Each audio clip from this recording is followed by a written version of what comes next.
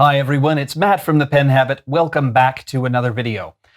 So, back in what I'm now calling Season 1, I talked a little bit about knockoff pens.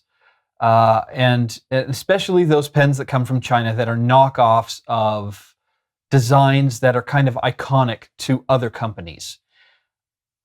Just from an ethics standpoint, I kind of hate them.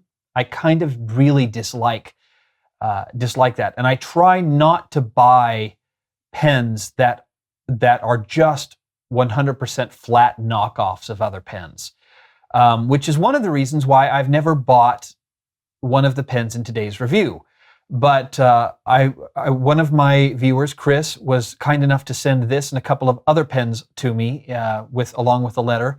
And I'm grateful he did, because I've been wanting to do a review and do a side-by-side of this pen and its original doppelganger, but I haven't had an opportunity because I didn't want to spend the money to buy one.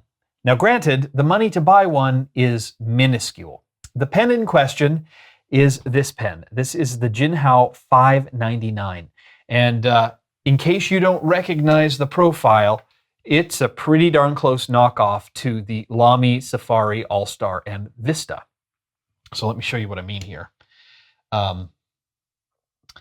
The pen has the same flat profile on two sides, rounded profile on the other two sides, has a very similar shaped clip.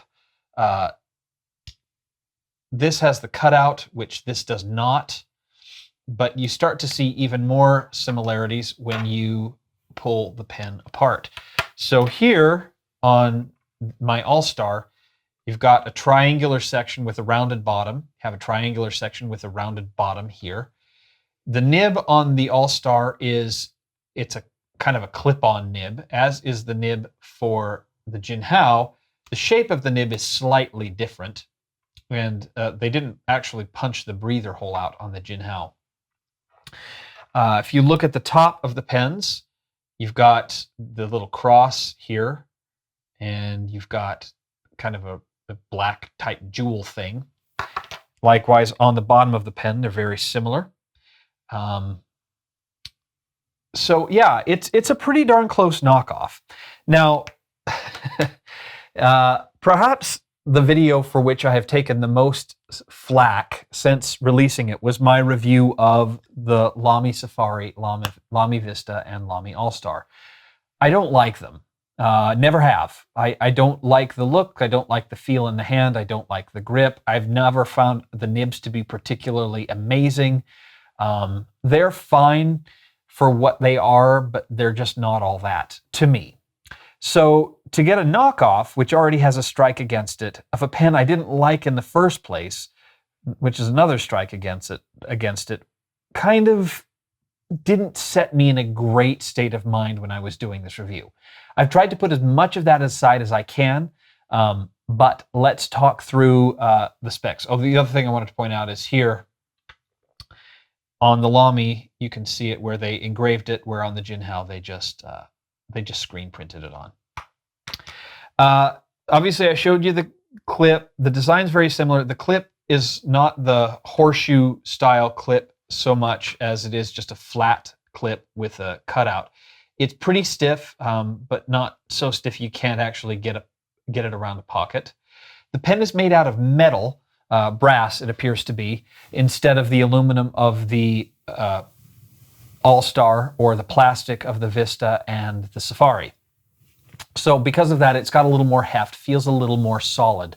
The finish is painted on versus being anodized on, like it is on the All-Star.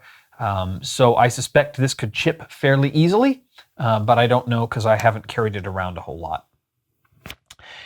The other big difference to me is that this pen uses standard international converters and cartridges, which is one thing that I will give the point up to the Jinhao 599.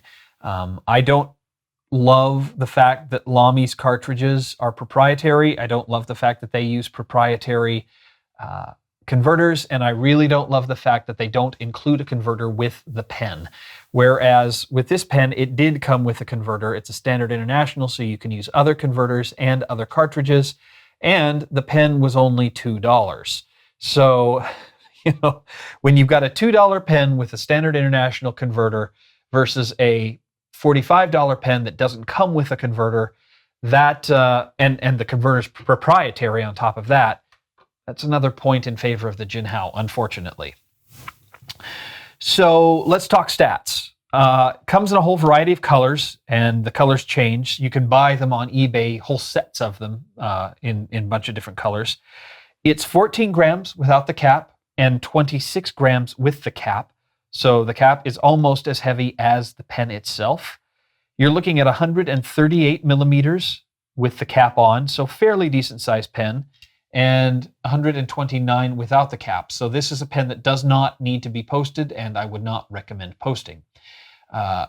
Also, I should re-mention here, if you're the kind of person who has a weird grip, who doesn't use kind of a standard tripod grip, this pen may drive you up the wall crazy because of the triangular grip on the pen. I know that this style grip is used a lot to train children how to write by hand.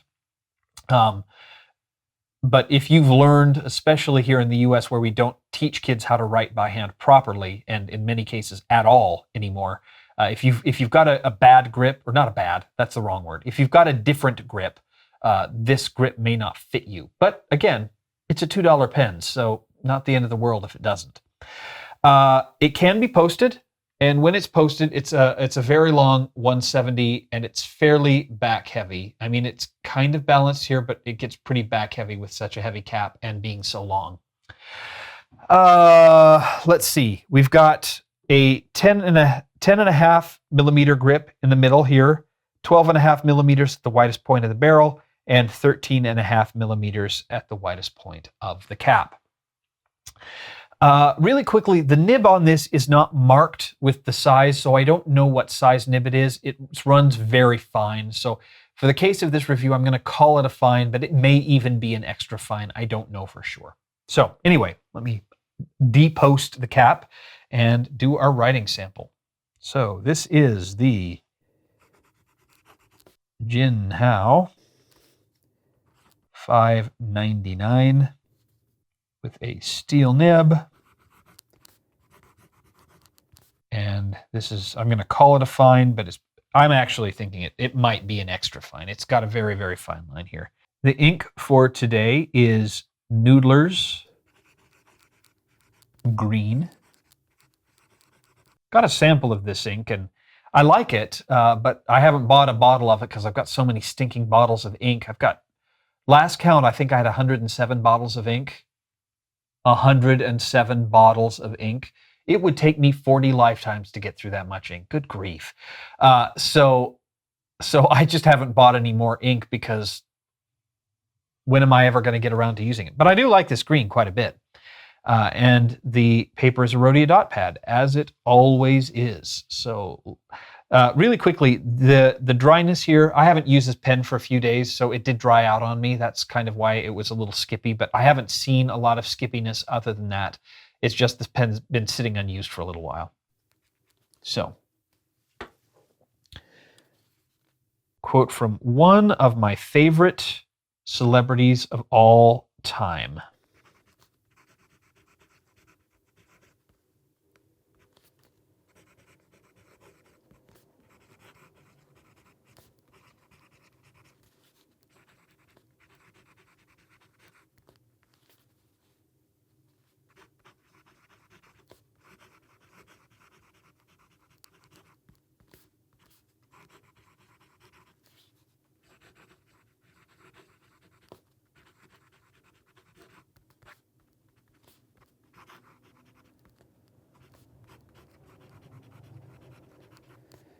I adore Jim Henson. I adore the Muppets.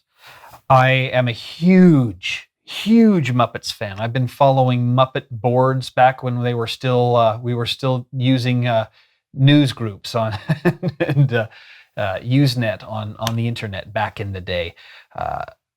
read the books, own all the movies. I'm a huge Muppets fan. In fact, I've often, that question, if you could have lunch with one person, dead or alive, who would it be? For me, it's Jim Henson. I want to meet the man. So, anyway, apropos of nothing. So, it writes pretty well. For a $2 pen, it writes really well. I will give it that. Once the ink gets flowing, it writes well. The nib isn't super polished, but it's not scratchy at all, which is really quite a feat considering how fine the point is. I would consider this an extra fine. In fact, I'm going to amend my extra fine. So, yeah, it's fairly smooth. It's decently polished. It's not too feedbacky. Obviously, the finer the nib, you're going to get feedback no matter what you do. It does tend to have some issues on the cross strokes a little bit, especially if I'm not putting a bit of pressure down. But once I do, that takes care of it. And once I get going in cursive, that seems to be no problem at all. In terms of line variation, they really ain't none. Of interest to me is the fact that they didn't punch, I don't know if you can see that, they didn't punch out the breather hole. So I don't know if that's a manufacturing error or if that is the way it was designed. But I'm wondering if the breather hole, if that had been punched out, if there might be a little more line variation that you could squeeze out of the pen. Yeah, there's not much there. Upside down writing. Well, first of all, I'm going to say just right off the bat, if you can write upside down with this pen, you are a better person than I am, because this stupid triangular grip, which I kind of loathe, makes writing upside down largely impossible. Although I will point out, let me move my T off my ink cloth here. When the pen came to me, I am now holding the pen the way it came to me. So the nib and the feed were at a 90-degree angle to where they should have been, which would have made holding the pen impossible. So I actually had to go in and just spin it around. It's just friction fit in there, so you can spin it around. It's not that big a deal. But I had to do that in order to write with the pen the way it was intended to be written with. So, is this a good pen? The short answer is it's fine. If you like the Safari, you're probably going to like this pen. And you're going to like the fact that it's a tenth of the cost. If you don't like the Safari, you're not going to like this pen. Now, I don't like the Safari very much, so I don't like this pen. If I had to pick between the Safari and this pen, I would probably pick this pen if I could get a nib that was actually a medium nib, and if it wasn't counterfeit, or not counterfeit, but if it wasn't a full-blown knockoff, because the knockoff thing, just ethically, it bothers me. The only knockoff I've ever bought and really liked was the one I didn't realize that was a knockoff until I did the review, and someone said, "Oh, that's just basically a ripoff of the Parker Duofold." I was like, "Oh, yeah, it is." And I don't have that pen any longer. So it's a personal thing with me. It probably wouldn't bother you, certainly wouldn't bother you as much as it does me, but in the grand scheme of things, I just don't like it when people knock off other people's work. As a content creator, that sort of thing kind of drives me crazy. So anyway, it's a fine pen. It's a really good pen for the small amount of money you're going to pay for it. It writes well.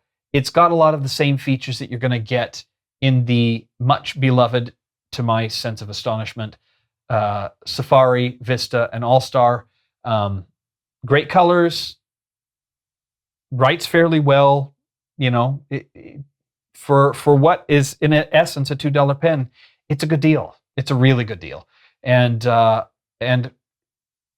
yeah, so there you go. Do I love it? No. Do I hate it? No. It's just kind of there in the middle. But hopefully I've given you enough insight into why I feel the way I do about it that you can decide whether or not it's important to you and make your own decisions. So that will be my review of the Jinhao 599. Thank you so much for watching, as always. I do appreciate it. And make sure to check out penhabit.com, like, subscribe, etc., etc., etc. And we will see you here next time on The Pen Habit. Thank you so much for watching. Bye.